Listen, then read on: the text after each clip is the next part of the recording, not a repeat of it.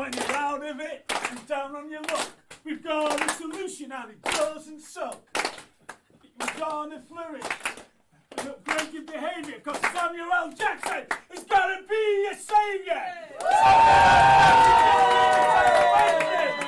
With the motherfucking stool of motivation. You're inept, not much of a looker, but we'll turn you into a motivated motherfucker. You're riddled with fear, hesitation, indecision, but we'll inject you with swagger and determination. Samuel L. Jackson will lead you till salvation with a motherfucking school of motivation.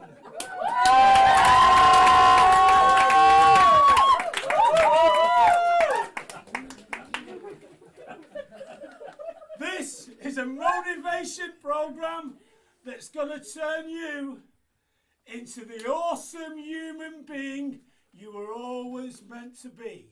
That's right, a motivated motherfucker.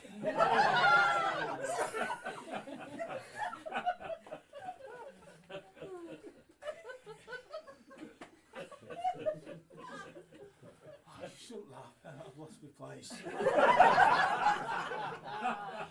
But that's not right, because I'm motivated. I've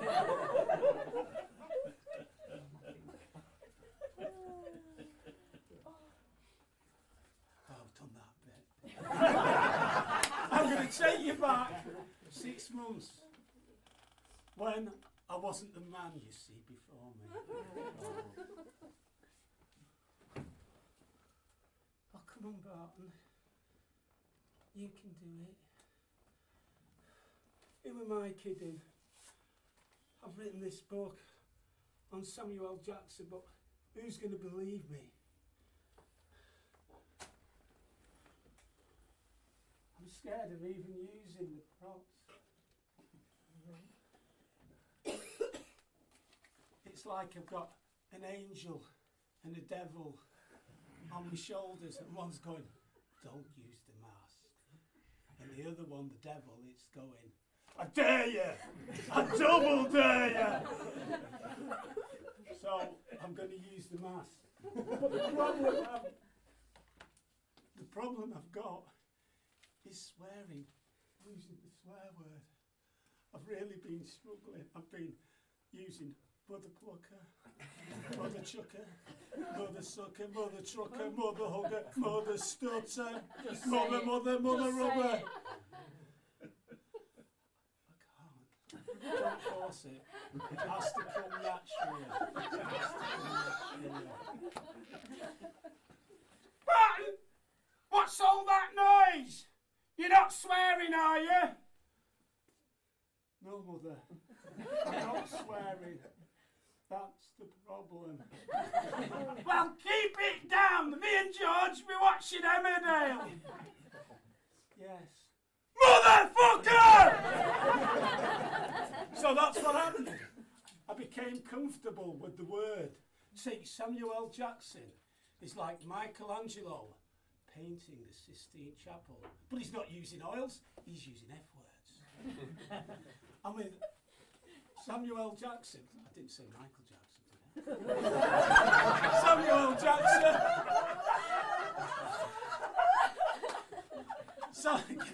Samuel L. Jackson, he uses the F word, he uses it for affirmation, validation, alliteration, and he uses it for medication.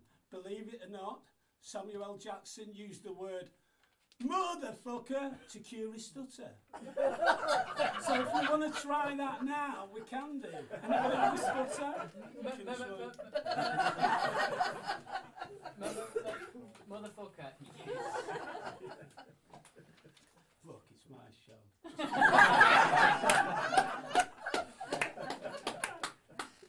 So this is what it is. The Samuel L. Jackson motherfucking school. It's a 12-step program. It's a bit like Alcoholics Anonymous, but don't worry, son, you're not going to have to stand up. Everybody knows you're a sad sack, so you don't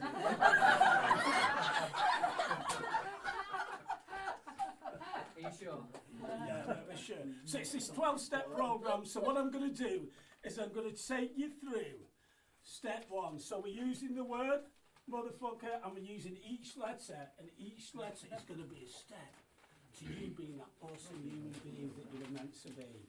So we start with M. Movement motivates. So in nature, there's 3 responses to danger. There's fight, fright, or there's freeze. So with flight and fright, you've got a chance, flight and fight, you've got a chance of survival. You've got a chance to survive. But that's the problem with freeze. Freeze, you're like a deer in the headlights. Freeze makes you pack lunch for the predator. So what you've got to do is you've got to learn how to move. Take the man himself, Samuel Jackson. So what I'm going to do is I'm going to need his character, Shaft. So with this next bit, I'm going to need a bit of a chorus. So I just want to try. So, Shaft! Come on, a bit higher if you don't mind. No, you're all right. Sit down. It's your voice. Right. So we're going to try it again. 1, 2. Shaft! All right, we'll go with that. So I'm going to start, okay? Who's the black private dick who's a sex machine to all the chicks? Shaft! Damn right. Who's the man who will risk his neck for his brother man? Shaft! Right on! Who's the cat who won't back out when there's danger all about?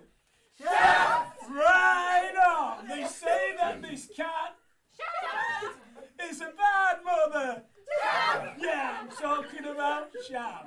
He's a complicated man, but no one understands him but his woman, John. Shaft! Thank you. So if you're looking at the sad sack me 6 months ago, you're thinking there was no woman in his life, but there was. There was Janice Brown, and she was the assistant librarian at the library I worked at. Oh, I admired Janice from afar.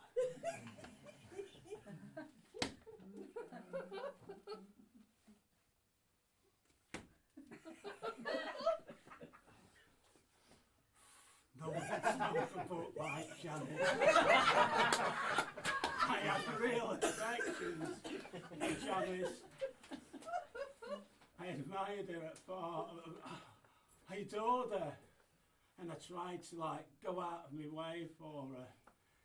Janice, can I help you with that trolley? Oh, certainly, Barton. And be a love. Put all the books away for me. Yeah, I think that. I really thought I was sort of making a connection with Janice. I even tried surprising her with biscuits. Janice, would you like a Twix finger? There's 2 in the pack. They're just right for sharing. Oh, that would be lovely. Could I have a cup of tea to go with that, Barton? I'm on with it. And I really thought I was making connection until Kyle Vega, the library's community engagement officer, came on the scene.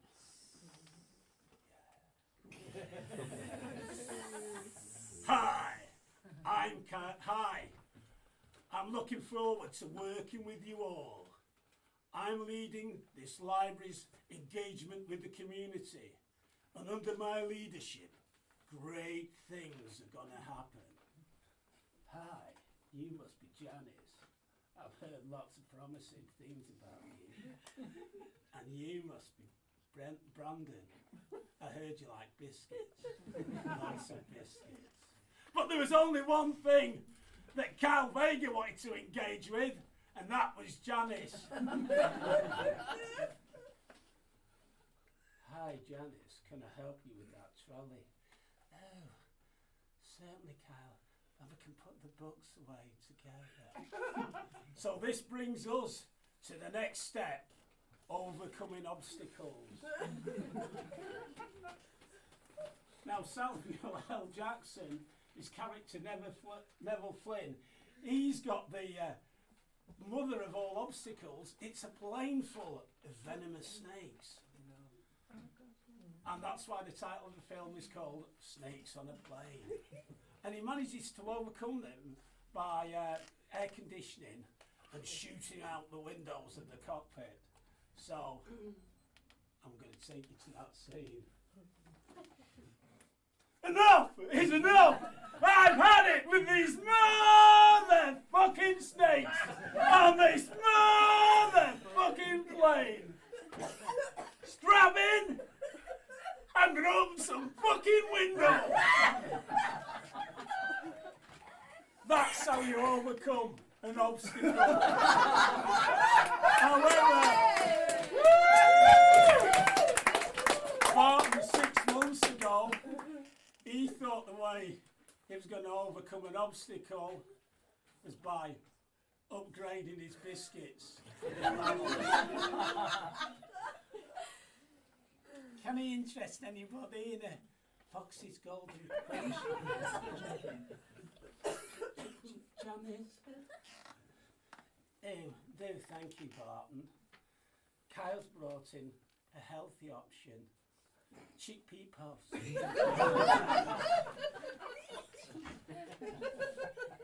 And that takes us to step 3, which is trust your guts.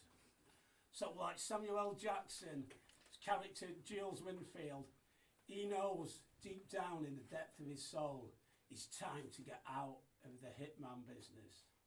And so that's what he does. It's a change of career. It probably saves his life because his friend Vincent, it all ends up nasty for him. But then, going back to me, Barton, so what was I going to do? I trusted my gut.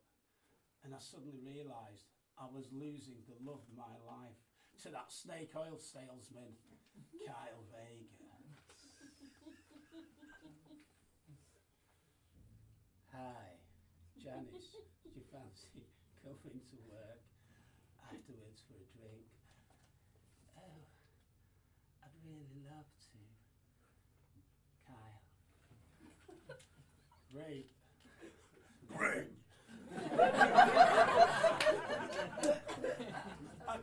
Great. We can go to the Crown. There's a disco. We can throw out some shapes on the dance floor. And so that brings us to honesty. Honesty sometimes isn't always the best policy. Take Samuel L. Jackson character Elijah Price. He's otherwise known as Mr. Glass. He's a bit evil and villainous, but he's also quite honest. He actually confesses to killing a train full of people to try and find out superheroes. And where did that honesty get him? In an institution, a mental institution for the criminally insane. And then I tried to be honest. It's Janice. Janice, I've got real feelings for you. I've always minded for you. Will you go out with me? What was that, Barton? Oh no, I'm going out with Kyle for a drink. I'll see you later. She'd rejected me. Aww. And at that moment in time, honesty sucks. And so we go to E. Embarrassment won't kill you, but bullets most likely will. And then I've got to remember which bit that was.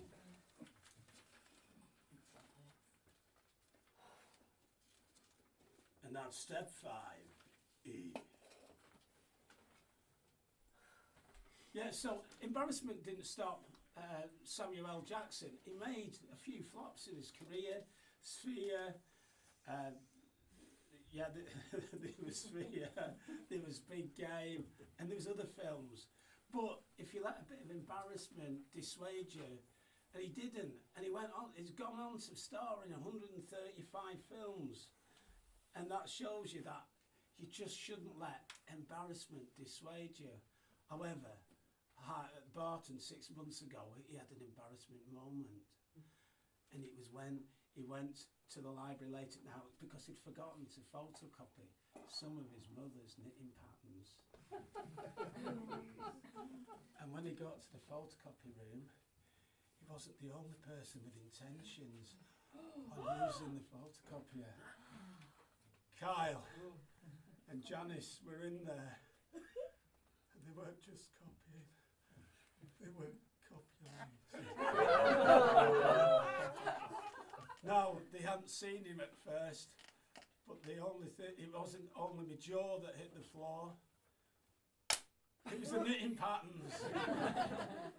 Words weren't exchanged, only "ah! Ooh!"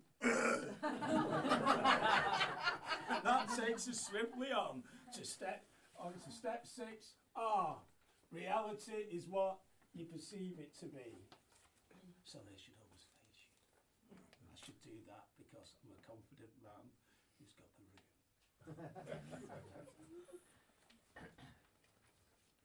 So reality is what you perceive it to be, because we've got all these limitations in our mind that we're not good enough for this and we're not good enough for that. But Samuel L. Jackson's character Jules Winfield, there's really a tense scene in Pulp Fiction.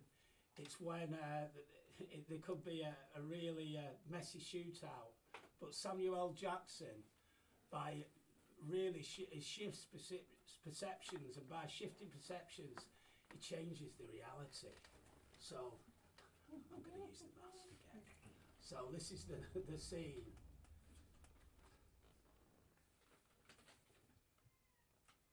Yeah, I'm going to get to it. Hey, let's be like 3 little Fonzies. And what's Fonzie? Yolanda, what's Fonzie? Cool. Correctamundo. We're all going to be cool. And in that, he's prevented a shootout. So now, back at the photocopier, if I'd have said, let's be like 3 little Fonzies, maybe things would have been different. But I didn't. I picked up the knitting patterns and I ran. And it brings us on to step 7, F. Failure is part of the course. So Samuel L. Jackson, his actor friends, Morgan Freeman, Lawrence Fishburne, Forrest Whitaker, they'd all got these big breaks. They'd all got the big breaks of the movies, and Samuel L. Jackson didn't, and he was going to auditions, and he was failing. He was just absolutely failing. And what happened was that failure, because he kept trying, that failure took him eventually to the role of Jules Winfield in Pulp Fiction, and he became an international star. And we're sometimes going to remember that in the depths, you're failing, you're falling over, you're falling flat on your arse, but you're getting up again, because failure is only if you stop trying. So I'm going to take you back to Barton. So not long after the photocopy incident, I get a letter. It's from Library Services HR, and it turns out I'm on garden leave, and I'm going to face a disciplinary panel for the misuse of library resources, i.e. copying knitting patterns. And worse even still, they wouldn't even give me a chance to retrieve my biscuit barrel.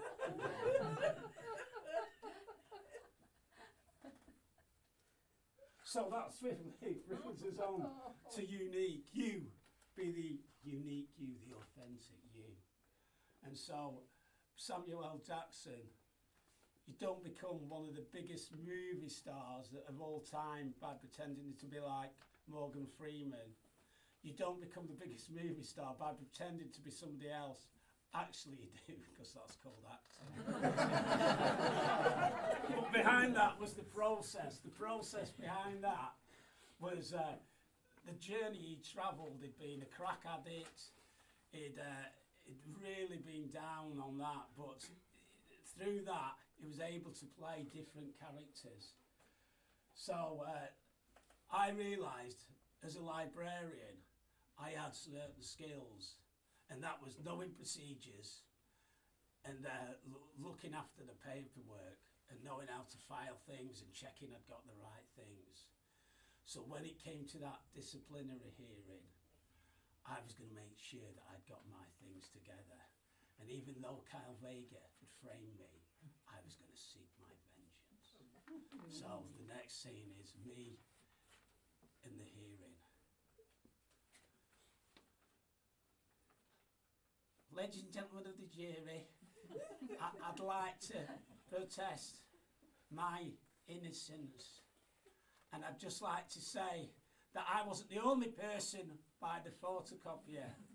I have in my possession photocopies that prove I am innocent. You will see in each of these is a pair of buttocks. And by the left cheek is the ID card of my accuser, Kyle Vega. Because inadvertently, when Janice and Kyle had been carrying on, they'd set off the photocopier. And in my thing to get the knitting patterns, I'd accidentally picked up these copies. It's a good job they didn't land but upside down, or they landed but upside down for me to be able to prove my innocence. And so, Kyle Vega was in disgrace, and I got my vengeance. You will know I am the Lord when I lay my vengeance upon you. There's nothing like a scorned librarian. And then we come to step 9. And that is C, change, embrace it. So Samuel Jackson, he embraced change because he went from being a theatre actor to be a movie actor. And Jules Winfield, who you've already had the chance to see, he decides he wants to change out of the hitman business. So you've really got to take that on. So I'd had enough of being a librarian. I was done. I wanted excitement and adventure. I wanted to see the world. So I joined. I asked for a transfer to the scanning, archive and digitalisation department, known by its initials S.A.D. SAD. But not only that, it has the strapline, which is strategically addressing climate change. So not only was I sad, but I was a sack. But that was to be one of the best things I ever did. And we come on to step 10. Thank you. K, kin, find your tribe. So Samuel L. Jackson, as Mace Windu, he finds his tribe. It's the Jedi Knights. But by episode 3, Revenge of the Sith, they all get wiped out, so it doesn't end all that well. But then you've got Nick Fury, director of S.H.I.E.L.D. and founder of the Avengers. He's got Iron Man, he's got Spider-Man, he's got Thor. Talk about finding your tribe. And that's what I did. I found my tribe in Sad Sack. And what I didn't realise, I'd accumulated lots of knowledge by being a librarian and being a bit of a solitary guy, reading books. And I had a superpower, and it was general knowledge. And Sad Sack had a quiz team. So with me on general knowledge, Steve on sports, Mags on culture, and Armin on pop and current affairs, we were unstoppable. We had the best winning streak in County Hall history, and we'd even like 2 in all the pub quizzes, so I was getting out a bit more. And what else was, we'd even been on Eggheads.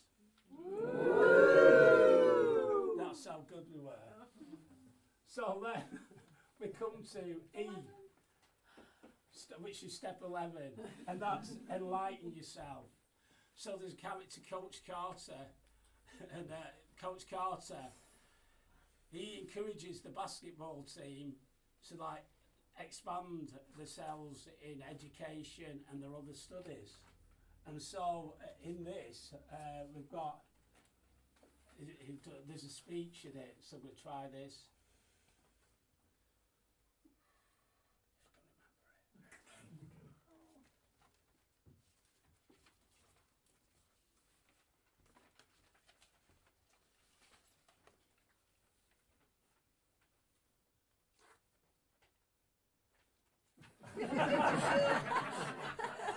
No, I can't remember it. I'm going to have to find it. Is it our deepest fear? Yeah, our deepest fear is not that we are inadequate. Our deepest fear is that we are powerful beyond measure. It is our light, not our darkness that frightens us most. So, I had a conversation with my mate Steve, and he said, Barton, you really want to share your story with people. There's lots of people like you.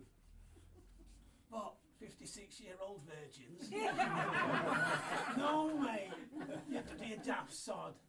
No, people who've been like you, people who've been stuck in a rut, people who are not discovering the proper potential. And that's what you've got to do. You've got to share your story. It might mean something. So that's what I did. I wrote this book. I did the 12-step program. I was determined to enlighten myself. And then this brings us back to step 12, which is R, respect yourself and respect others.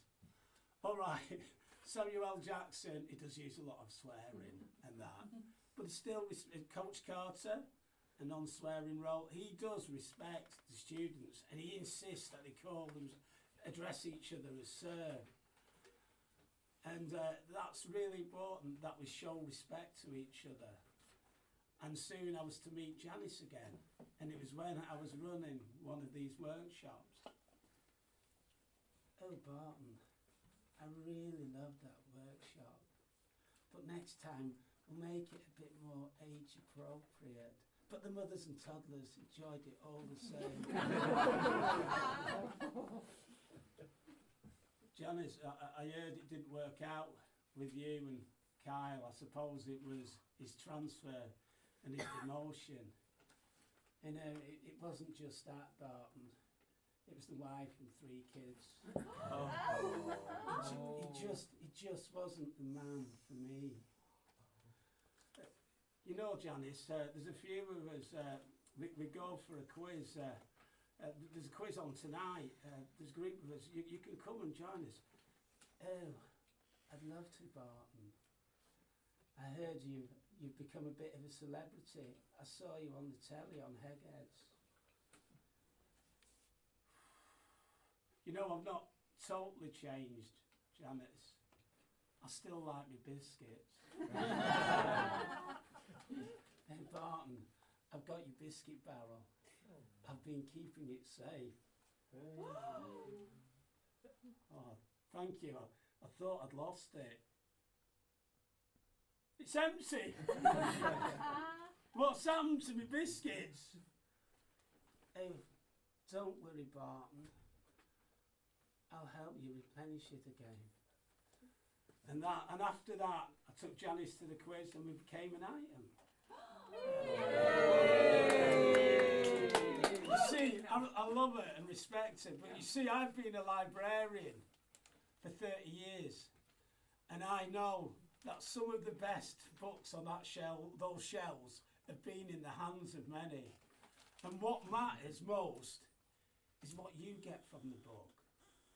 It's what the book means to you.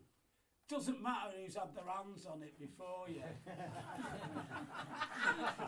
And this is one book I'm not going to put on the shelves in that area. I'm holding on to this one. It's a keeper. So there you go. That's the 12-step program. to being a motivated motherfucker. With self-help, there's three tenets, and that is either to get saved, to get paid, or to get laid. So all I'll say is if Carlsberg did self-help, it'd be the Samuel L. Jackson motherfucking school of motivation.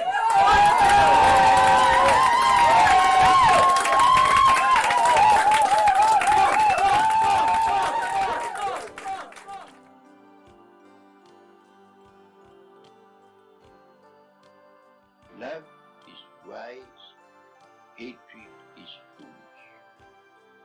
In this world, which is getting more and more closely interconnected, we have to learn to tolerate each other.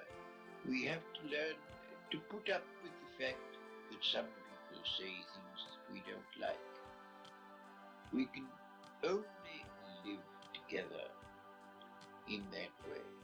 If we are to live together and not die together, we must learn a kind of charity and a kind of tolerance, which is absolutely vital to the continuation of human life on this planet.